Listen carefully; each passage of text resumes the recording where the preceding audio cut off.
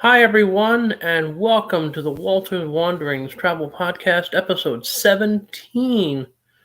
The Beatles sang a song about that. Want to let you know about my current special, and that is about train travel, and it's going to tie in with our guest. Train travel, we have a special from Amtrak Vacations. We also have a special from Rail Bookers. Both of them are excellent purveyors of rail travel packages. And if you book between now and the 31st of March and travel before the 21st of December of this year, you will get $100 off your trip. So you can see the USA, you can see the world, whatever's going to be open, and it'll be all great. So that's our special right now.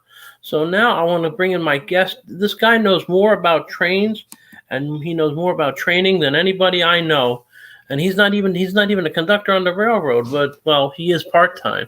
So it's Mark Kavanaugh. Mark, welcome to the Walter's Wanderings Travel Podcast. Hey, thank you for inviting me. So tell me, the fascinations with trains, how does that start? Because you and I come from almost the same neighborhood, and it's like, there's not many trains where we were. So how did that all get going? Well, actually, I grew up in Brooklyn. Oh, you got sneaky. So you got subway action right from the start. That's correct. So that's where I got it from. And then my dad got me a train set when I was 5 years old, even though the box said 7 and up on it. That's because you were advanced for your age, and you weren't blonde. Well, that's probably true, but I think it was also he wanted to play with trains. So There you have it.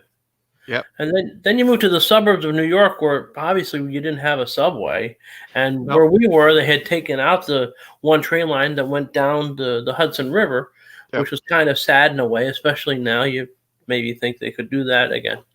So you grow up older. You still obviously have a fascination with trains. Yep. Did your dad take you on train trips or two trains or what? A little bit. He was a latent rail fan. I would say he wasn't really. He liked trains, but he wasn't going to go out of his way necessarily for it. But I got the interest, and then as I got older, and then my wife just when I got married, or before you got married, she actually encouraged it. So that's kind of it's a safer hobby than some other hobbies I could take. Well, and obviously with the schedule, they know where you are, right? That's true.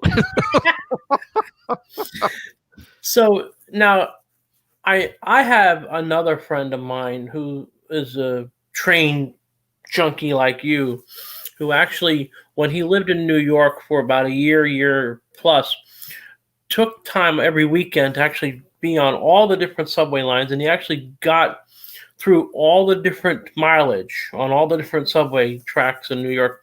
Have you been able to do that, or are you still missing some pieces of that? No, New York City, I'm 100%. Even the Staten Island train? Yep, even the Staten Island took it all the way Yeah, down. because that's what people miss. People miss that a lot.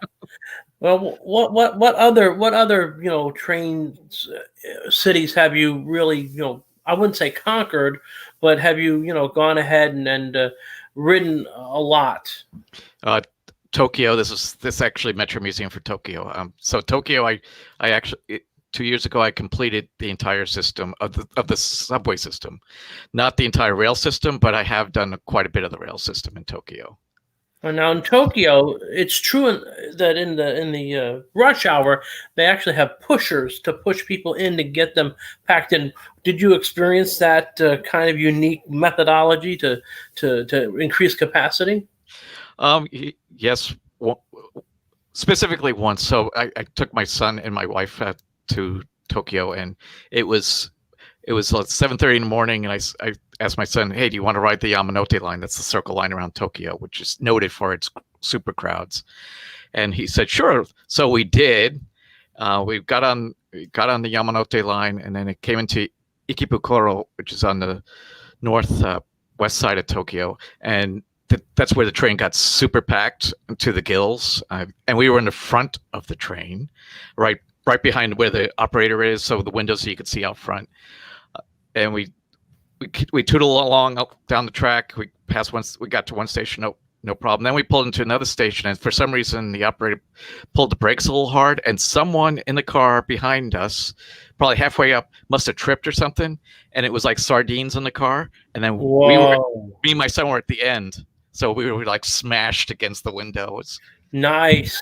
Yeah. How old was your son at the time? That was his graduation. He was 18 at the time. Oh, so he's a regular sized guy. He's not like a boy size. He's a man sized guy. It's man size at that point, yeah. No, that's good because if he was boy size, maybe the outcome might not have been so great. We may never see him again. So. That's right. Because I mean, I know those subways are crazy like that. I was on the subway in Guangzhou, China, and while they don't have the pushers, they definitely get packed in, even more so than in New York.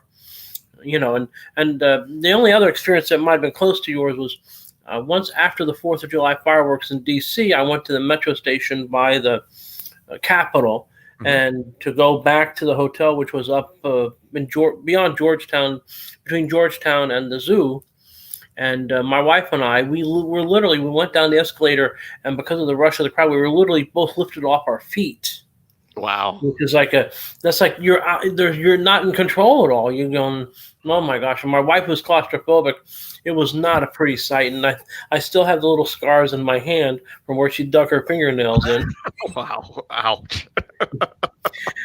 Now, obviously, it's not just transit trains. We're also talking some of the longer haul trains too. Yep. So what are some of your favorite routes of longer haul trains that you've taken? So we took the Amtrak from Denver to Salt Lake. That's not the full length, but that's where our journey took us, and that was a beautiful trip going through the Rockies. That was really gorgeous. We took Amtrak from Winter Park, Florida, near Orlando, up to Newark, New Jersey. That was an interesting ride itself, but it was still a great ride. How long was that? That's about 21 or 2 hours, right? That was an overnight. Yes, that's a healthy trip. I've taken the auto train, and I do recommend the auto train for anyone going down to Florida or coming back, especially the coming back part, because usually a lot more tired. And again, it's just north of Orlando, and it goes right just south of DC. So you miss all that I-95 traffic. It's actually not a bad ride. Yeah, I know many people from the Northeast who take that. I've never done it, but I know a lot of people who do it regularly. So yeah, it's a nice trip, and you bring your car along, and they feed you. It's not food connoisseur food, but it gets you through, and it's actually a nice trip. And they're still running them even with the COVID. They obviously have restrictions on capacity and all, but it's still a great trip.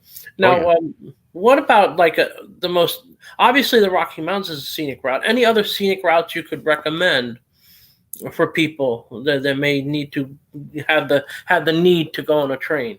Well, I haven't experienced it personally, but one of the things I would love to do is the Canadian that goes from Toronto to Vancouver. Yep, that's supposedly one of the most beautiful routes in the entire world, and I'd love to do that. And they also have the dome ceiling cars, so you get the full effect of being able to look, out not just the little side windows, but they have the full effect.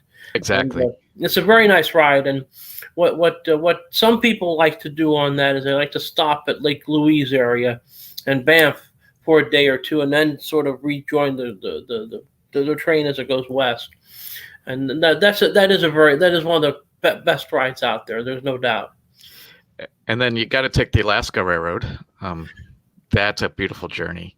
That is a good journey. Now, you went from Seward, from the seaport up to where?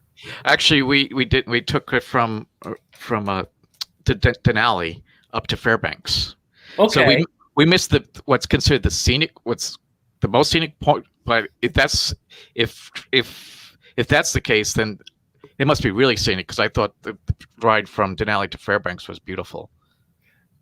There's a lot of great stuff, and Alaska is truly the untamed North. Yes, I went on a cruise myself, August of 2019. I took the train at the Skagway, the old White Path train. Yep.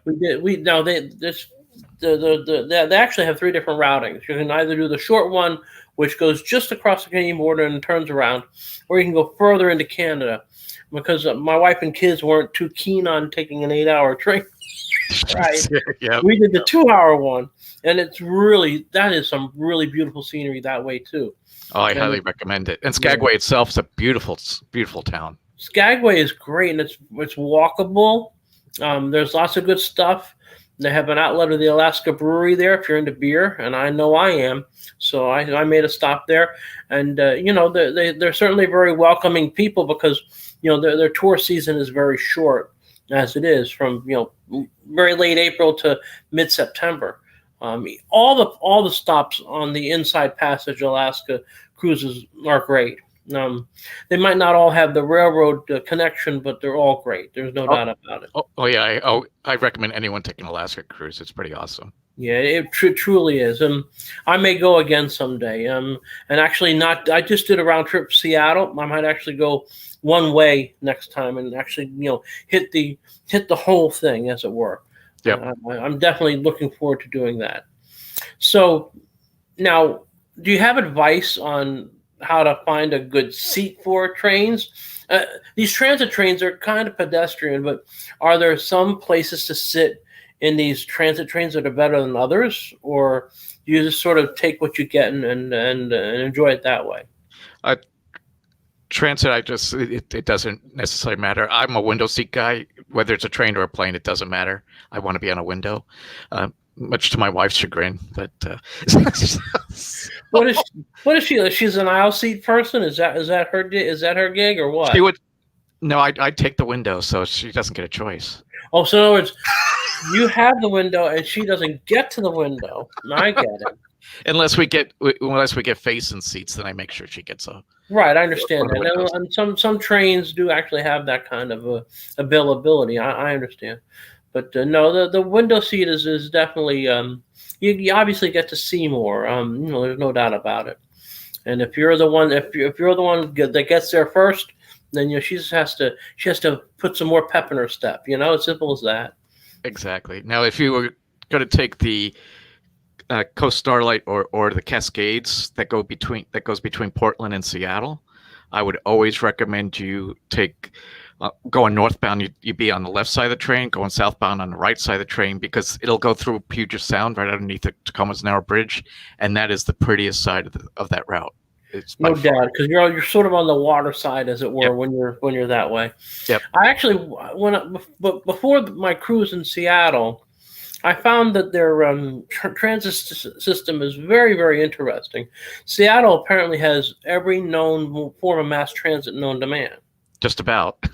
Because we actually got off the plane and we found the train station that's hooked up right at the airport, which is really convenient. A little bit of a walk, but if you're not renting a car, it's really convenient to have that. And we took that train up to Midtown, as it were, and then they kicked us off because we need to get to the bus to get to our hotel, which is right by the Space Needle. And at the Space Needle, they have this monorail. Yep. It has the one-stop monorail. You go either downtown or back up to the Space Needle. So we took that. We took a ferry boat to go across to Bainbridge Island because we visited friends there. We came back, and then they have the regular buses. They have trolley cars. It's really amazing how all the different forms, and in most of these major cities, Seattle or New York or Tokyo or whatever, you don't have to pay with cash. They give you these little transit cards you can use, and it's really convenient. Very convenient for that kind of training. So what's the one train route that you really, besides the one that Canada won, what's one train route, say in Europe or Asia or somewhere else, that you would like to go on that you haven't experienced yet? Probably the Gone in Australia, going across Australia. That would be. It's a long trip, but it is a long trip. But it goes through the outback, and it's just one of those. It's one of those epic, long trips. If it was a short trip, more touristy, I haven't done the Durango and Silverton in Colorado, and that's one that's on my bucket list. I need to do. I've done Mount Washington. I've done that railroad. Actually, I've actually gone up Mount Washington 3 ways. I climbed it by foot, I drove it by car, and I did the train. Nice. So I've done the trifecta. They don't have a bumper sticker that says that. They only have the bumper sticker for the car. It's just I did the trifecta. They don't have that. They don't have that. And I've done the inclines in Pittsburgh, which is nice. trailish in a way. Yep. And they're really cool, and you They get are. great views. And I've done part of the loop in Chicago. I've done that. Been on the subway in Los Angeles, which is a kind of a weird kind of a thing. That's true. And I've done BART when I was in San Francisco. So I've had my share, but I haven't had as much experience as you. Having never been to Tokyo, I claim no experience there at all. But so I'm really great by this train business. Now, you do have another hobby that's not really train related, but it is kind of travel related. It's that geocaching thing, correct? Yep. Yeah, using the GPS to find, using government satellites to find, Tupperware in the woods is what they like to say. So I've never done this. Is it sort of like the Pokemon Go, but you actually have things you can see, or what? I mean, is it like that sort of, or what? Yeah, it's kind of like Pokemon Go, except for it's physical containers. It's not augmented reality. So people hide stuff all over the place. You have the geocaching app on your phone.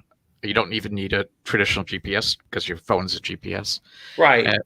And you just find stuff. It could be as small as the tip of my finger, or the size of an ammo can, or something like that. In cities, it's usually very small, but if you go out in the woods, it's usually bigger items, and it's a fun family activity. Families usually enjoy that, and it's a way to experience a new area, a city that you've never been to before, and you get to see what the tourists don't get to see, which is probably more interesting.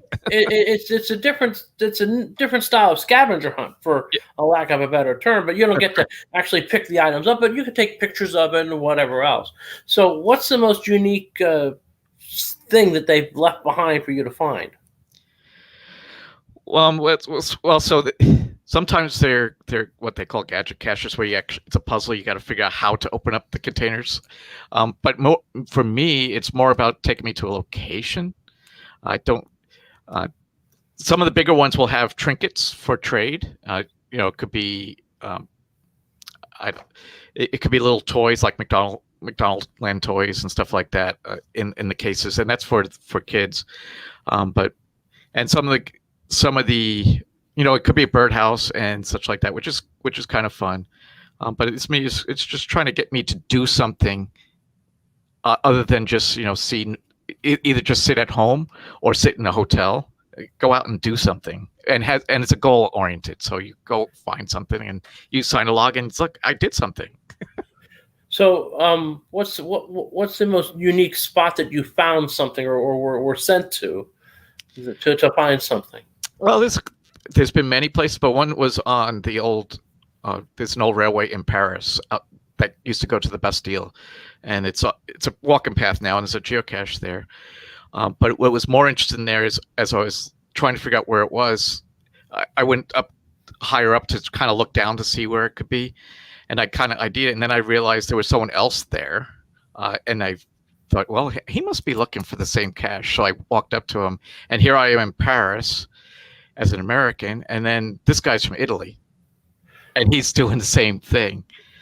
And another crazy story is we're in Amsterdam, and we met up with friends at the Pancake Factory, which is nearby by the Anne Frank house, and we said, and they were interested in geocaching, so we said, okay, we'll show you where the geocache was, which was just a block or two away. And as I was looking for it, I saw another people looking for it, and then I recognized him. Wait, you're from Portland. What the heck are you doing here? So there was local cachers. So that's funny. It's an international sport, but it's a small world at the end of the day. Of course. No, I understand. That's pretty unique. Any interesting views that you get from some of these locations? Do they hide these things in a scenic overlook or anything like that, or what? Yep, scenic overlooks, and there was one that I remember. It was a few years ago. It was in British Columbia, Canada, and you had to drive down this dirt road, and at the end of the road, it was basically a cliff that went down. That's where the cache was. But it was a gorgeous view of the Fraser River. It was just, and there was also the clouds were just perfect, and it was amazing for photography too. It was just perfect, and I would have never even known about that spot, if I didn't have a geocache to go to. As long as you didn't take a fall off the cliff, you're fine. I That's suppose. correct. That's correct. No, I understand that. I think there's probably a couple of good ones in my neighborhood. There might be one up by the Bear Mountain Bridge area, probably that would offer me good views. Oh, they're yes, they are. They're all Now, over. is there a particular app or anything you would recommend more than others to help you out if you're into such a thing? Just download the official geocaching app. Well, it beats the unofficial one, I suppose. Right? Well, there's third-party apps, but for the average person, I think the geocaching app will get Okay, you. well, I'll definitely take a look at it. 'Cause I got three kids. 2 are teenagers and one's almost there, and certainly could send them off, and just come back, I can sort of walk behind them at a steady pace and catch up to them when they find whatever it is they're looking for. Exactly. Yep. So that's good stuff. Well, listen, I really appreciate it. Any other words of wisdom about traveling by train that we should know about? Packing hints, other things, or most of your stuff I know is transit trains. But anything you want to impart as far as before we go, as far as what to look for, what to do when you're traveling by train? Yeah. So I've taken the high-speed trains in Europe and in Japan and such like that, like the Telus train from Amsterdam to Paris, and the Eurostar from London to Paris, and then the TGV around France. And a lot of them, they have luggage areas, but they're usually not very big, and you really don't want to lug large luggage on these trains. So you really do want to pack light as you can. Because the more you carry, you're going to be literally carrying it everywhere, because there'll be walking involved and such like that. I also try to, I don't try to do walk up for tickets for high-speed trains. I try to reserve it in advance and get those tickets in advance. And then, oftentimes you get to select your seats in advance. That's helpful. You get that window seat. That's correct. That's the bottom line there. And now, does the Eurail work for those TGV trains, or do you have to buy those separately from a Eurail pass? It depends on what level pass you buy. So there's all sorts of levels of passes. I know it's like trying to read a Russian bus schedule. I've seen that. I've had to help clients with that, and oh man, it's like, oh my gosh. Or you have to pay a supplement fare or something like that. Right. There's always a catch. There's always a catch. There's always a catch. There always is. But if you go to Japan, though, I do recommend the Japan Rail Pass. That is a really awesome pass to get. If you buy it for 7 days, it'll pay for itself on the Shinkansen, the bullet train, just by doing one round trip to Tokyo to Osaka and back. That pays for itself. And I bet that's a pretty sweet ride. It's a quick ride, but I bet it's a pretty sweet ride too. It is a sweet ride, yes. There's no doubt. It's not quite like the monorail at Disney World, but there you go. That's true. I love that too. I actually, before they had the one accident that caused them not to have people in the front with the conductor driver guy, I actually was in the front with the conductor driver guy once. Nice. And this was actually the ride from Magic Kingdom to Epcot. So he told me I got a 12-minute education on the whole monorail thing and how it works and how expensive it is to lay down the monorail track and everything else. So it was really quite something. So awesome. And I'm a Disney guy, so I quite enjoyed that. That was an unexpected pleasure when they said you can go to the front. And I wasn't with any of my children, but I brought the child I was with to go to the front, and because it was a friend of mine's child, and she was fascinated by the whole thing, and so was I. That's awesome. That is really awesome. It was. Well, listen, Mark, I really appreciate you hopping on board. No pun intended. Yes, there was. Maybe a little pun intended, but I appreciate your insight on train travel. Again, I think it's a great way to go. If sometimes you might not have the time to do it, sometimes you do need to get across country, and a 5-hour plane ride is better than a 3 or 4 day train ride. But there are certainly advantages to taking the train. Most of the trains now are equipped with Wi-Fi right in the train and everything else. Oh, yeah. And it's like I said, they'll feed you, they'll have you drink whatever, and it's really not as horrible experience as people may think. It's not like the Three Stooges cartoons. It's not like that at all. No, and no TSA pre-check. That's right. That's exactly true. There's no pre-check, and listen, for some people, it's a huge thing. Yes. Well, No I TSA. understand that. I have a wife who is just not a fan of that. I understand. Well, listen, I thank you so much again. This is a Walter's Wanderings Travel podcast, and Mark will be pleased to know that I have an offer from Amtrak Vacations and from Rail Bookers, which covers the rest of the world, for $100 off any trip that's booked with me between now and March 31st of this year, and travel before December 21st of this year. So if you want to hop on a train, this is the time to do it. They're exceeding all the protocols for safety. There have been no outbreaks on any of these kind of tourist trains. And the place you go to, they're doing a great job trying to keep people safe. So, Mark, thank you so much. And again, this is the Walter's Wanderings Travel podcast. There'll be more. Just keep looking at my YouTube channel.